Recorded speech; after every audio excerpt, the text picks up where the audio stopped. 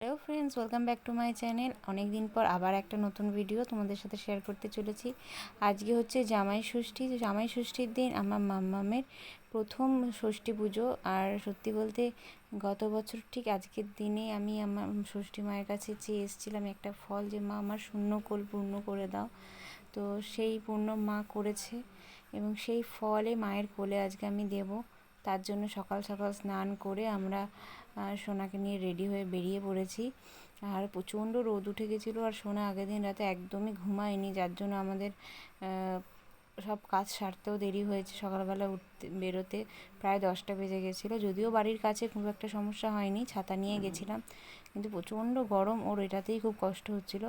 তবুও সত্যি কথা বলতে তোমরা দেখতে পাবে পুজো যখন হচ্ছে বা দিচ্ছি, ও কিন্তু একটুকু কান্না করেনি। এমনিতে কিন্তু খুব গুড গার্ল তোমাদের ওহি। তো যাই হোক, দেখো এখানে চলে এসেছি, প্রচণ্ড ভিড়।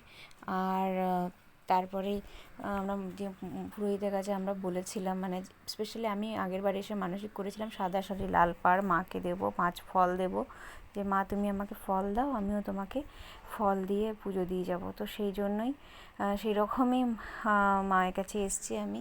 তো এবার আমাকে ডাকলো, আমি সোনাকে নিয়ে ওপরে উঠে গেলাম। আর ওখানে গিয়ে তোমার পুজো আচ্ছা যা হবার হলো, এবং অনেকক্ষণ ব্রাহ্মণ মশাই, আমি বললাম আগেরবার আপনার কাছে পুজো দিয়েছিলাম, তো আপনি আমাকে ফুল পুষ্প দিয়েছিলেন। তো যাই হোক, তো ওনাকে বলা হলো, উনি সুন্দর করে পুজো করলেন।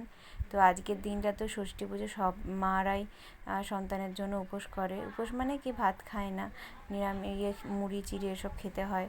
তো আমিও তাই করেছি। আজকে সারাদিন ফল আর একটু চিড়ে খেয়েছিলাম, আর রাতে ময়দা খেয়েছি। তো ওইটা মানে সন্তানের জন্য প্রতিবারই করতে হয়।